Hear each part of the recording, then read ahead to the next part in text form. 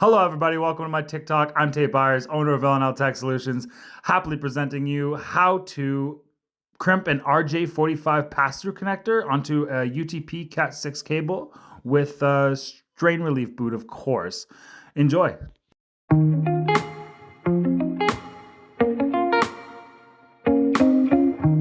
What I'm doing here is showing you that you can get all the information from whatever cable you're using on the side of it. It basically tells you everything that you need to know. I clearly didn't get a good shot of it there, but I'm not a videographer.